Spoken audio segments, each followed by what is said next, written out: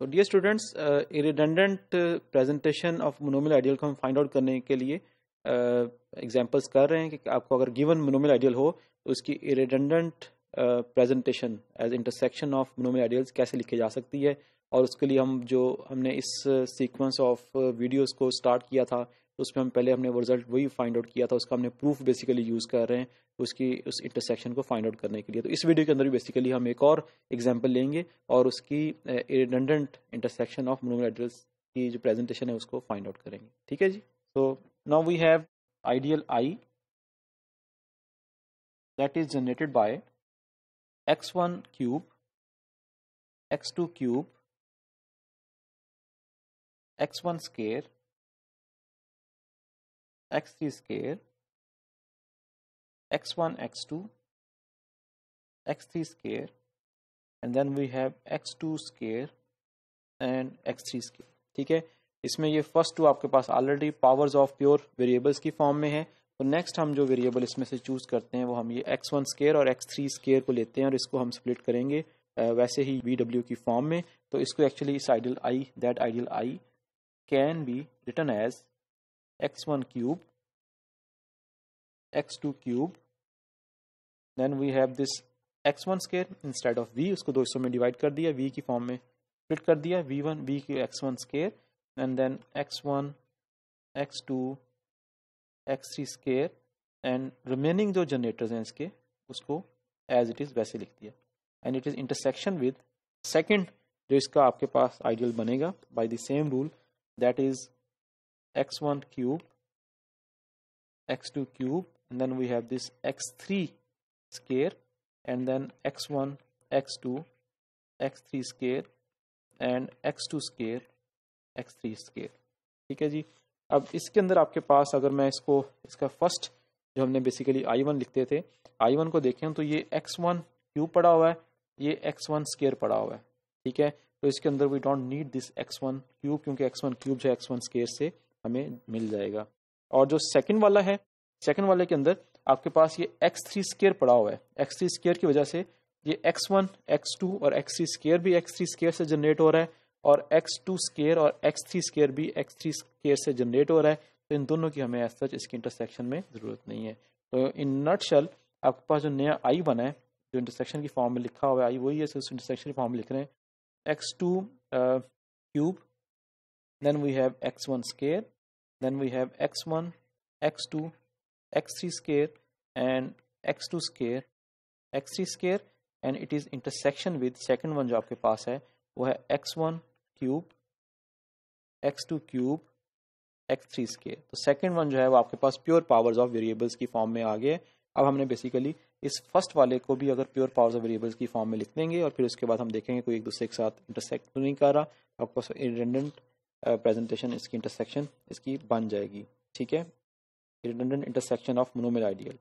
तो ये तो आपके पास ओके हो गया। अब हम सेकंड जो आपके पास ये फर्स्ट वाला है इसको हम देखते हैं कि इसको हम कैसे उस फॉर्म में कन्वर्ट करेंगे। ठीक है, सो दैट इज एक्चुअली, इसको मैं थोड़ा रीराइट कर लूँ, ये x1 square and we have x2 cube and we have this x1, x2, x3 square and then we have this x2 square, x3 square. ठीक है, इस नेक्स्ट मोनोमियल को देखते हैं।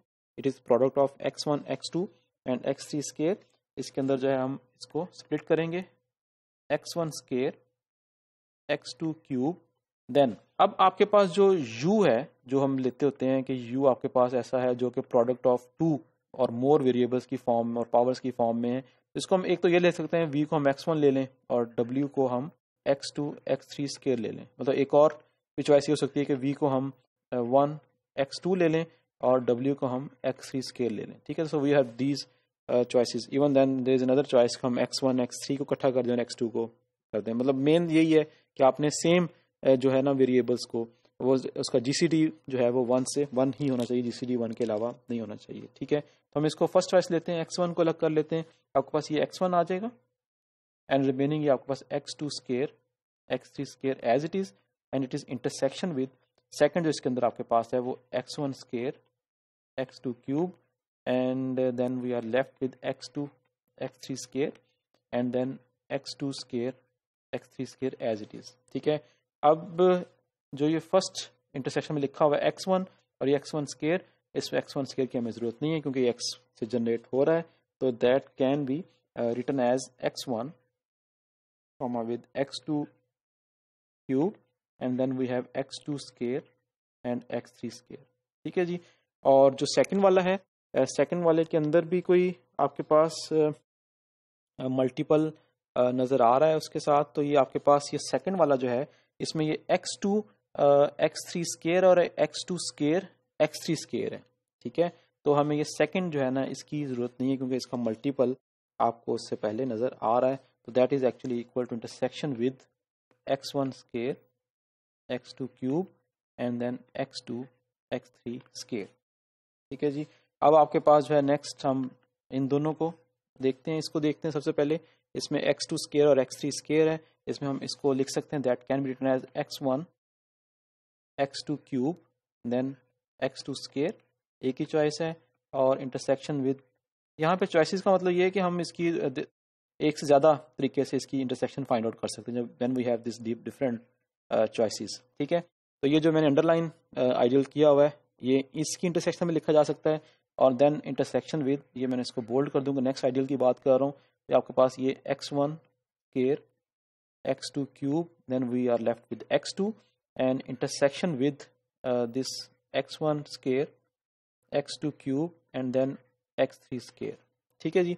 तो अब ये इसको इस फॉर्म में लिखती है। अब अगर मैं इस फर्स्ट वाले को देखूं तो आपके पास ये दो हैं जो एक दूसरे के मल्टीपल हैं, दूसरा जो है वो आपके पास जो x2 क्यूब जो है x2 स्केयर का मल्टीपल है, हमें x2 क्यूब की जरूरत नहीं है, तो we are left with x1 x2 square.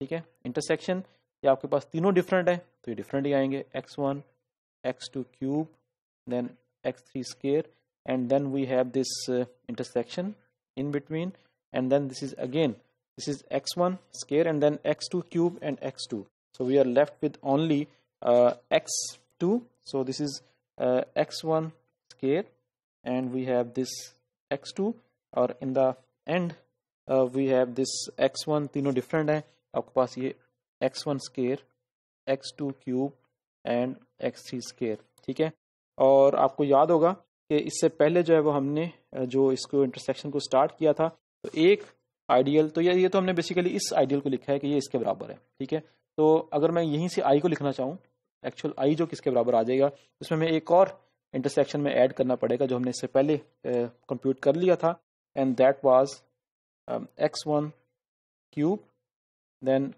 x2 cube and x3 square. ठीक है, तो ये आपके पास इंटरसेक्शन बन गई है। अब इसमें ये चीज़ तो क्लियर है कि आपको ये I1 x and x2 square and x1 x2, ठीक है, ये तो आपको डिफरेंट मिलेंगे, लेकिन ये जो बाकी तीन चीज़ें बची हैं, तीन आइडियल्स जो बचे हैं, इस तीनों के अंदर x1 x2 और x क्यूब जो है x3 जो है वो इन्वॉल्व हो रहा है। ठीक है, तो बात करने का मकसद ये है कि अब यहाँ पे आपके पास ये x1 x2 square intersection with x1 square x2 तो एज इट इज है। अब इसके बाद क्या लिखना है वो बेसिकली इन तीनों पे डिपेंड करता है, इन तीनों में से हम कौन सा एलिमेंट चूज करें कि वो एक दूसरे के इंटरसेक्शन की फॉर्म में हो। तो इसका मतलब ये होगा कि इसको हमें अलग से कंप्यूट करना पड़ेगा इन तीनों के लिए कि इसके अंदर तीसरी इंटरसेक्शन हम क्या लिखें, एंड दैट कंप्यूटेशन इज कि actually we want to compute what is x1 x2 cube and then we have this x3 square intersection with x1 square and x2 cube and x3 square, and it is intersection with x1 cube x2 cube and this x3 square। ठीक है, तो first in दोनों की intersection compute कर लेते हैं। इन दोनों की इंटरसेक्शन आपको याद होगा कि इंटरसेक्शन के लिए हम लोग इसमें दोनों का जो एलसीएम है वो हम ले रहे होते हैं। तो इन दोनों के इंटरसेक्शन में x1 का with that one that becomes x1 square, then x1 square के बाद दिस विल बिकम्स x1 का x2 के साथ वो आ जाएगा x1 then x2 cube and then we have this x1 x3 square ठीक है। देन आपका x2 के साथ तो आपके पास आ जाएगा x2 then x2 cube and then we have x1 के स्क्वायर मिस हो गया था, ये x1 square x2 cube and then x2 cube का इस x3 के साथ, तो that becomes x2 cube and x3 square. ठीक है, अब ये तीसरा जनरेटर है, इसका हम उनके साथ लेंगे तो आपके पास ये बन जाएगा x1 स्क्वायर x3 स्क्वायर और then we have this x3 square with x2 cube and then we have this x3 square. ठीक है, अब इसमें काफ़ी चीज़ें कैंसिल होने वाली हैं, इन दोनों की इंटरसेक्शन जब हम कंप्यूट करेंगे तो x1 स्क्वायर का आपके पास, अगर मैं इस x1 स्क्वायर को देखूं, इस x1 स्क्वायर का ये भी मल्टीपल पड़ा हुआ है और x1 स्क्वायर का आपके पास ये भी मल्टीपल पड़ा हुआ है, ये खत्म हो गया। ठीक है, देन मैं x2 क्यूब को देखूं तो x2 क्यूब का आपके पास ये भी मल्टीपल पड़ा हुआ है और x2 क्यूब का आपके पास ये दूसरा मल्टीपल भी पड़ा हुआ है, और x3 स्क्वायर का देखूं तो x3 स्क्वायर का आपके पास ये भी मल्टीपल पड़ा हुआ है और x3 स्क्वायर का आपके पास ये भी मल्टीपल पड़ा हुआ है। ठीक है, that becomes x1 square x2 cube and then we have this x3 square. ठीक है, ये इसकी इंटरसेक्शन बन गई है। ये वैसे भी इंटरसेक्शन जो है ना डायरेक्ट हम यहाँ से भी देख सकते हैं, क्योंकि ये आपके पास ये जो लोअर पावर होती है, लोअर पावर जो है वो लार्ज पावर के अंदर कंटेन कर रही होती है, तो ये सारे के सारे इसके अंदर जो है वो लोअर पावर्स पड़ी हुई हैं और यहाँ इस सारे के सारे के अंदर इनसे ज़्यादा पावर, यानी कि x1 स्क्वायर है, यहाँ पे x1 है, यहाँ पे x2 क्यूब है, यहाँ पे x2 क्यूब है, यहाँ पे x3 स्क्वायर है। ये बेसिकली आपके पास x1 स्क्वायर x2 क्यूब और x3 स्क्वायर जो है ये बेसिकली इसके अंदर कंटेन कर रहा है। इस कंटेनमेंट की वजह से आपके पास जो है ये वाली इंटरसेक्शन बच गई है। Now it is intersection with x1 cube x2 cube and x3 square. ठीक है, तो अगर हम इसको देखें तो ये x13 ये भी पावर छोटी है, ये दोनों बराबर हैं और ये दोनों बराबर हैं। बेसिकली ये जो है ये अगेन इसके अंदर कंटेन कर रहा है। जब ये इसके अंदर कंटेन कर रहा है तो this is nothing but x1 cube x2 cube and x3 square by the same calculation. तो इन द एंड आपके पास फाइनली इस एग्जांपल को फिनिश करते हैं, तो आइडियल आई जो है दैट जिसको हमने इसकी इंटरसेक्शन करना था that becomes x1 x2 square intersection with x1 square x2 और उसके बाद थर्ड वन ये आपके पास x3 x2 cube and x3 square. ठीक है, एग्जांपल कंप्लीट होगी, आपने हमने redundant intersection of this monomial ideal जो है वो फाइंड आउट कर लिया। ठीक है, जो कि पावर्स ऑफ सारे के सारे जो इसके अंदर फैक्टर्स हैं वो पावर्स ऑफ वेरिएबल्स की फॉर्म में।